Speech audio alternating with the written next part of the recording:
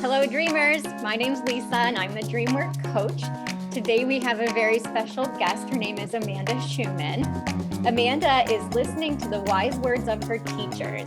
Do what you love so you love what you do. And she's following her literal dreams by becoming a Dreamwork Coach. After living off-grid in South America for 3 years with her young family, her return to Canada proved harder than battling rain ants. Struggling to follow the pace, expectations, and societal norms, she gave into her inner wisdom and is doing things her way. Certified in Transformational Life Coaching and trained in Dreamwork, she invites curiosity into the creative space of our dreams, introducing them as the language of our soul. With the joy of helping others in a gentle approach, she accompanies clients along their dreaming journey, experiencing their subconscious with dignity. So thank you so much for being here, Amanda. It's a pleasure. I'm so excited to finally be here. Yay. Yes, we have chatted. We've chatted off of this, live Zoom format before. So I know we have a lot in common, and I know we have a lot of really good topics to get to. So let's kick it off with, I love how you describe dreams as the language of your soul. And I'm wondering if you want to dive a little deeper into that and maybe talk a little bit about what you mean by that. I would love to, and I can be honest in saying it is a little bit of a rabbit hole. So join me on this journey. Oh boy. I think that if we start with describing what a soul is, or at least how I see a soul, that might help us understand it a little bit more in depth. So my belief is that everyone has a soul, or rather is a soul in a body here and now, and we're here for a purpose. Our soul is connected to the ethereal as a divine soul and is also rooted in the earth as an animal soul. Both are necessary for life on earth here in a body. Each of us has a different degree of divine and animal within us and expressed by us. Within our lifetime, we have core lessons that we're here to learn, many of which are overcoming the urges and desires of that animalistic soul. What I mean by animal, this is coming from the Tanyas. The Tanya is a book in the Jewish belief system. It describes the soul in the divine and the animalistic, like in an animal soul. Mm-hmm. And the animal soul is more of those urges, those things that you just instinctively do. Mm-hmm. And they can be good to get you safely out of a mess or something, or they could be really like addictions and urges, and those are kind of from that animal soul. They're just trying to satisfy themselves within your body, whereas the divine soul is more of that seeing things from a bigger perspective, like the meta view. So when you go for your next coffee, maybe think twice, take a thought process on that one. At least for myself, coffee is one of those animalistic desires. So we spend the majority of our day awake and in our analytical mind and focused in planning and problem solving. And then at night we process and we heal. And in the imaginative stage, we can problem solve as well. And science actually shows the changes of the dream cycles. I'm sure you've seen the graphs of the dreaming cycles where we have the REM sleep and the different levels of sleep. So while we're sleeping, we have this opportunity to do a little bit more in-depth processing than what we do in our awake time. The belief system that I have followed with my dream work actually describes the soul being, it's able to actually elevate out of the body and go up into the heavens while you're dreaming, while you're sleeping. And when it comes back to your body, it's bringing back that higher wisdom that it received while it was up in that realm while you were asleep. I guess as it comes back, it now has to shift its language so that, because it's so much more ethereal than where we think in our regular daily lives, it's shifting it into what is easiest for us to understand. And the first language that any child learns is symbols. symbols and body language. So what our soul is bringing back to our body for our body to understand is a lot of symbols, a lot of that body language, a lot of wordplay, a lot of different mannerisms. And sometimes it's a message of healing, and sometimes it can be a message of progression, like here you are, like a timeline where you've come through here, now you're here, now you're going to go over here. Or it might even just be being able to see something bigger in the future. Part of learning to understand our soul's language is, first off, understanding that this message doesn't just come from us. And if it does, it's like the higher self of us rather than the us that's entering data in the computer. And drinking too much coffee. And drinking too much coffee, yes. So since you mentioned Jewish Dreamwork, this would probably be a good time to mention that you are trained in Jewish Dreamwork, and which is, I didn't even know existed until I met you. So thank you for enlightening me on all of the wonderful things that do it. I think it's awesome. I can't believe how many different kinds of dream work there are. And it's just every time I discover more, there's even more. It's wonderful. And just seeing the correlations between them, like there's so many similarities. Yeah. I know, like I always think like, oh, this community is so tiny, of dreamers. And then like you said, like you start to uncover more and more and realize it's actually a huge community of dreamers with all different types of methods and different ways of thinking about it, kind of like religion. It's all kind of the same thing, but we all have different ways of looking at it and practicing it. It is quite amazing. But I'm hoping that maybe you can share more about Jewish Dreamwork with us. Like give us I know a quick overview would be very hard, but do your best. Just kind of fill us in on what makes it different than other types of dream work. Yeah, I am not actually Jewish by birth or by marriage. I'm learning about Judaism because it has answered more questions that I've had throughout my life. It's answering more questions every time I look into something. The idea of soul for me, I was born and raised Roman Catholic, and the idea of a soul being limited to this one lifetime. I'm here, I'm living, and I die. And like that just didn't seem right to me. I guess the most basic connection for Jewish dream work is that it goes back to the Torah. It goes to the scriptures and it pulls the stories, the dream stories from there. So a lot of the dream, like the core of the dream work, is based in Torah wisdom. And if anybody is familiar with the biblical stories, the story of Joseph, he was like the big dreamer, and his father actually had dreams before him. Jacob had the dream of the ladder, and he dreamed of a ladder being planted in the ground and it hits up in the heavens. Are you seeing where the connection might be with the soul? Where you've got your soul in the ground, the animalistic aspect, but you also have a soul that goes up to heaven, or like in the heavens, the ethereal realm. And then his dream had angels going up and down the ladder. And to be able to see that the angels are like the symbol of these divine messages being brought down and brought back up and brought back down on the ladder all night long. So as we're sleeping, we're getting these messages that have that bigger perspective. It might be personal, it might be like global, but we're getting these different messages in the forms of symbols. Awesome. There are many other dreams that are in the Torah and in these scriptures. I won't go into all of them, but I guess the biggest connection is that it goes back to those scriptures and is read through there. You have all kinds of lessons that come from it. The protections that you set over your bed before you go to sleep, the prayers that you say when you wake up, or the affirmations, if that's the direction you go, that you would say in the morning once you wake up.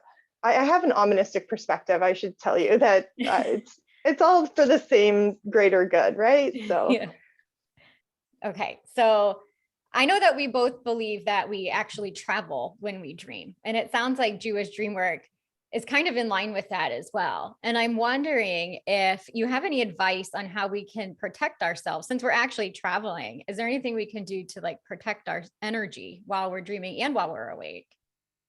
Yeah, I'll bring in the next symbol that is really relevant to a soul. The symbol of a candle, where there is a wick and there is a flame. If we look at the wick as our body, our connection to like this earthly realm, and the flame is our soul. And the soul is constantly leaping towards the heavens. It's always trying to get to that higher level. It's always trying to grow and be at that higher level. But if the flame leaps too far, it extinguishes. So it needs the body to be able to still reach up into the heavens. And so while we're sleeping, we need to be able to protect our body while our soul is exploring this heavenly realm, this ethereal space, the divine messages. And so while we protect our space, there are a number of ways that it can be done. Of course, in the Jewish perspective, they have their own set of prayers. The bedtime Shema is the most common bedtime prayer that is said. And there's a very simple Shema that can be said, which basically says, it's basically asking a protection over your space. Like it's setting the dimensions. It's literally a hand motion as well as a phrase that is said, and it's asking for protection over the bed space and the body. There is the Shema as one prayer. There is a prayer that asks for 4 of the archangels to stand at your bedposts as you're sleeping. So it helps bring that level of protection over your body. And I guess one thing that I didn't know when I started understanding and learning this perspective is that when you ask for an angel or ask for any higher being than ourselves to help you, you're not taking them from anything else. It's not like you're dividing time like we divide it here in our world. Time and space don't actually exist. I thoroughly believe that. Like time and space don't exist. They're a human creation. And if you think about it from the perspective of time zones, and the idea of where I am here and now isn't where you are. We're not actually in the same place, but we are. So it doesn't really exist. Yeah. Oh, I agree. I love what you just said too. And I think that's a really good point, is that you're not, like, by asking for help, you're not taking it from someone else. And I think that can give people pause sometimes to not even ask, like, who am I? Why am I so special that, these archangels should come and watch me while I sleep? But everybody literally could do that and it still wouldn't be taking away from anybody. So I think that's a really good point. So go ahead and ask for help. It's okay. Yeah. This is actually the entering the Temple of Dreams is actually a Jewish prayers and meditations for the end of the day. So the whole book is different things that you can do to prepare yourself for sleep.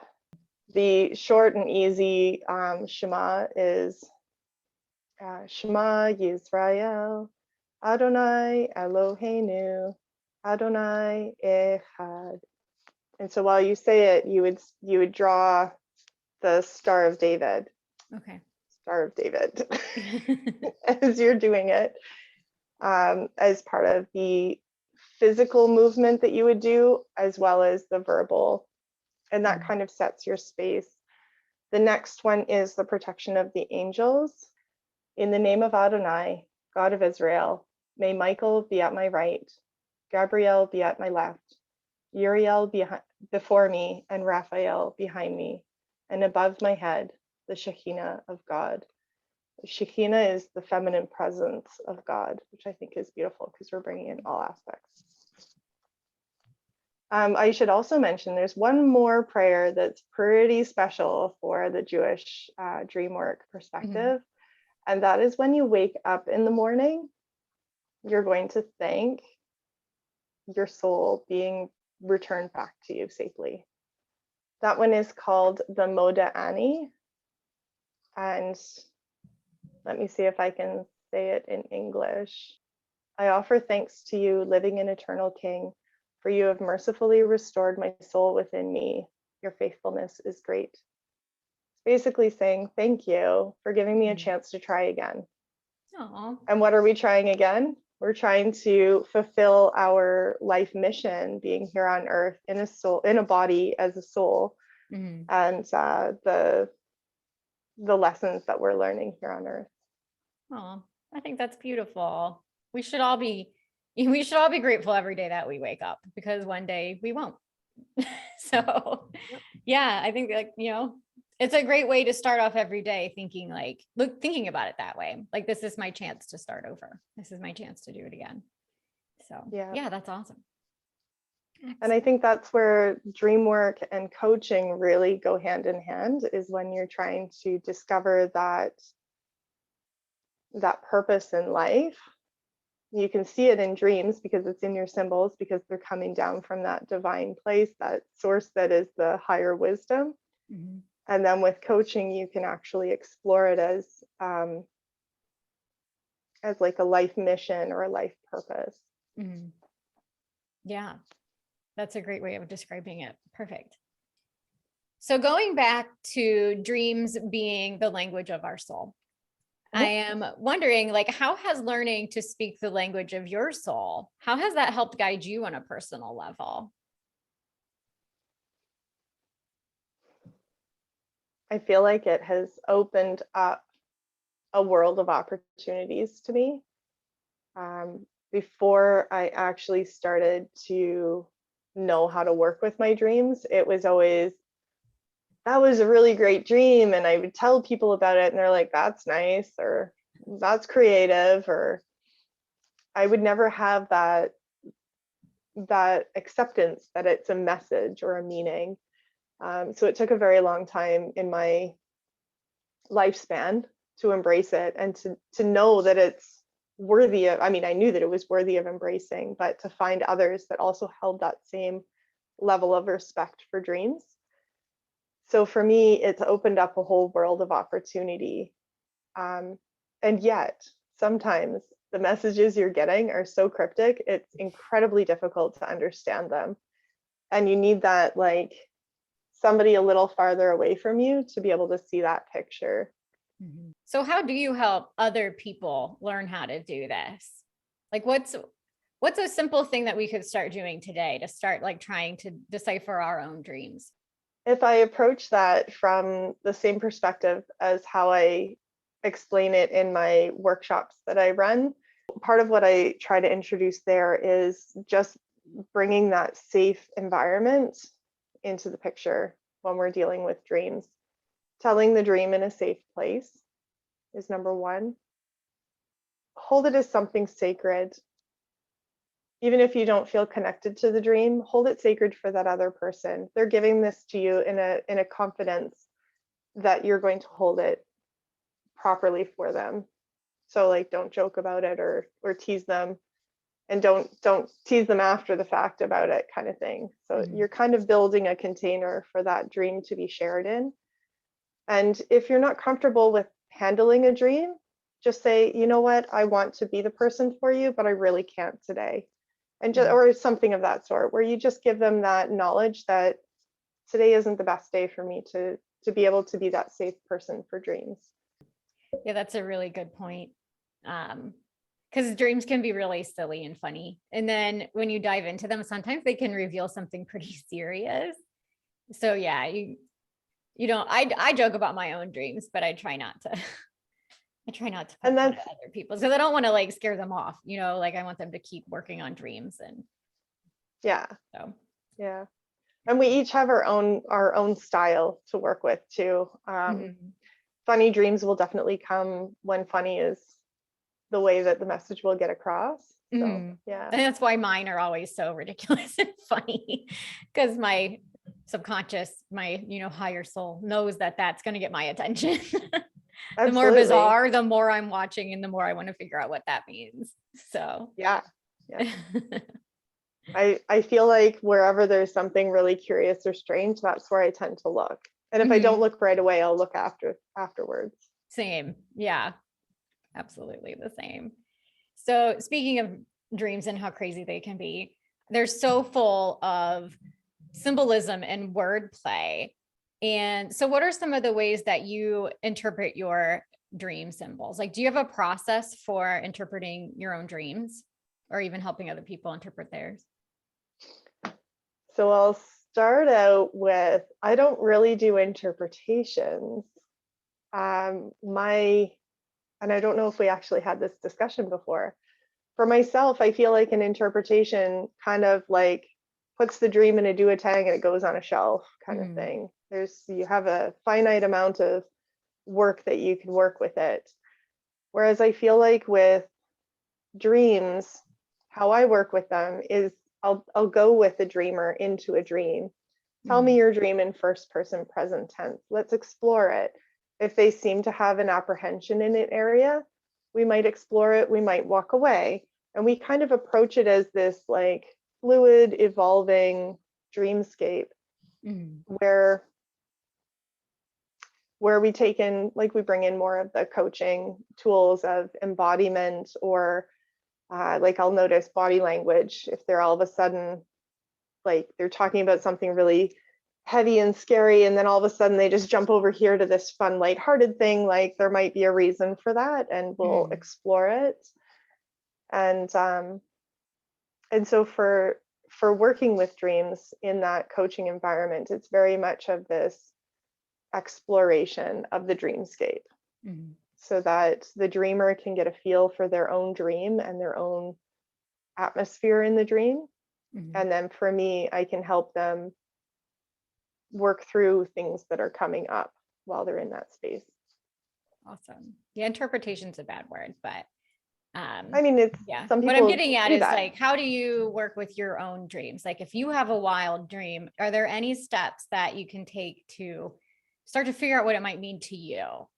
Like for me, like I've trained under Robert Moss, and we have a process called the Lightning Dreamwork process, where, you know, we talk about how we felt when we woke up. We do a reality check to make sure it's not like a precognitive dream. Like there's like all these different processes that we do. And I'm just curious if there's any that you've come across in your training that are helpful for you just to kind of sort out what like a specific dream might mean to you. Like, I know you can't tell someone what their dream means, only I know what my dream means, but yeah, are there any processes like that you know of?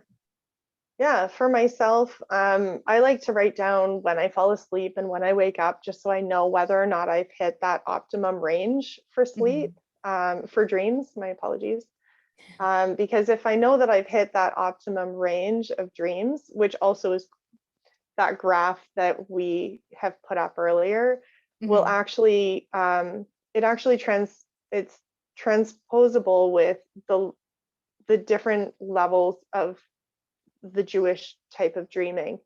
So certain levels of dream will actually get you into more of that physical healing. It'll get you into more of that like emotional processing, that like big picture processing, and then eventually the prophetic, like seeing into the future, getting a bigger picture of what could come in the future kind of aspects. So I would kind of give myself a bit of analysis of what has my sleep cycles been like, where am I at, what kind of dream might this be. I also get a feel for a dream. And what I mean by that is sometimes I'll have a dream that is a message for the collective. It is for everybody else. And yes, I'll look at it for myself, and there's usually something for me in there. But I know that it's a bigger message that will go out there into the world. And then there's some dreams that I personally get dreams for other people. And so sometimes I'll take that dream to that person. But looking at it for myself, I'd like to start with, what kind of dream was it? Am I in a healing state where it's the physical healing? My animal soul is like processing something from the day. Like I did something that is still bothering me. Am I moving into the next level of dream where I can process bigger things that are, grandma just died a couple of months ago. How am I still feeling about that kind of process? Or is it something bigger that could be a grander scale? And then I generally will write down things that are not necessarily the outline of the dream itself. It might be that I woke up with a song in my head, or even a beat of a song in my head, or a feeling, or a phrase that I keep repeating for the whole morning. So I'll write those down. It's kind of like that. It's almost like the trail ends of the dream, like the lingery stuff. Yeah. And then if I have time, I'll process them. But usually I wait about a day so that I have a little bit more time with those in the moment pieces. Yeah. Yeah. And then also at the end of the month, I usually have a lull in dreams where I don't get quite as many at the end of the month. And so I take that time to look at what happened through the course of the month. So I kind of get a feel for what the whole month was about in my own dream sequence or dream moments. I love that you are looking at this as cycles. I've never done that before. Like I've never looked at it like I'm going to need to look and see, because I go through like ebbs and flows of, you know, tons of crazy dreams, and they're all different types. And I never thought to think about it that way, especially like this end of the month, like having less. I need to look and see. I personally get less. I wonder if I do too. I'm So really curious. I really want to look into this now for myself. Sure. So how do feelings and emotions from dreams tie into all of this? How important are our feelings from dreams? I would have to say that our feelings in dreams are identifying areas within ourselves that are deeper, that it isn't quite translatable into a symbol. And so, I mean, going back through the language of your soul being this translation between this divine message and where we are in our earthly human bodies, and trying to find those symbols that have meaning, I feel like emotions and feelings are part of that direct messaging. So if you have this like ominous feeling, pay attention. If you have this lighthearted, free, fun, and playful, pay attention, because they're really, in relation to the symbols, it's really giving you kind of directions without it being a poster board saying, go over here, giving you places to look. And then you can also take those feelings from the coaching perspective and like close your eyes, settle into a space, and really focus inward and say, where is this feeling in me? Where does it sit in me? How is it, like, is it sitting here on my shoulder? Is it sitting in my gut? Where is it sitting in me? And then that can give you direction too. That's more of like embodiment or geography where something is. And that's also another clue that can guide you when you're looking at your dreams. Yeah, that's a good point. And then I practice active dreaming. So if I were to have a dream that like, you know, guided me towards my shoulder, then I would, you know, obviously do something about it when I wake up, you know, dive in deeper and act on that dream in order to hopefully make that pain go away, or whatever it was that I was dreaming about. So yeah, that's something that also gets worked with in the, I'm looking over here because it's the book that the dream tending course that I'm taking. It's very much bringing those dream symbols into your waking moments and being able to hold those images and symbols as like a counsel that can help you every day as you move in your day, as you go about what you're doing. I was going to show you one of my physical reminders is a thimble, but I don't have it with me. But I also have like a little seed pod here, which is it was in a dream that was just randomly sitting on a carpet, and it's like perfectly clean house, but a seed pod this is a marigold seed pod. And that was exactly how I described it. It was a marigold seed pod, brownish, blackish, with like the little seeds inside. So for me, it's like, where's my camera? It's like, this is the planting seeds idea, it's time to plant seeds. So I keep that here on my desk in my dream space where we can plant seeds and ideas for the future. Yay. That's awesome. Yeah, that's very similar to how I dream too. Try to find something, out here in the waking world that I dreamed about, just to have it nearby and kind of honor the dream that way. Yeah, actually from one of your first videos, you were talking about the dandelion fluffs. Yeah. Wishes. Your wishes. Yeah. Oh, yeah. That's awesome. I thought that was a graduation cap. I've had that said before. It's probably because it's so far back, but it just looks like a tassel hanging there. I didn't realize that it was. Yeah. Okay, awesome. I've actually never had a graduation cap. Oh, well, it looks like from any school that I've graduated from. Oh, I love that. I'm glad that you brought that closer so I can see what that was. Now I'm like, oh yay, it's a sign. Yeah, that's that was from a time period when I was first back from Guyana, and I felt literally that the wind had more control over me than I did. And it was really just floating with the wind. So how can people find you and get in touch with you? Sure. I have a website that is www.spiralembrace.ca, and that you will find the different programs that I do and coaching packages. If you are in the local Ontario, Canada area, you can find me at Rustic Mama Retreats, which is where I do my live in-person workshops. I do a like an introduction to Dreamwork. In there, I do live coaching sessions with people at the weekend retreats. And I host a number of workshops that are a variety of things. And I think we might be working on, possibly, if I'm allowed to say this, a weekend retreat where it delves really deeply into Dreamwork, or at least as deeply as you can go with people that are still learning Dreamwork. Where we start on the Friday and then kind of go deeper and explore them throughout the weekend and have like a wrap up on Sunday. Oh, that sounds really magical. Yay. I know. It'd be lovely to do it over like a week. Yeah, wouldn't it? That would be nice. That's one of my goals. That's one of my ultimate goals, is to start teaching workshops and retreats and things like that. Beautiful.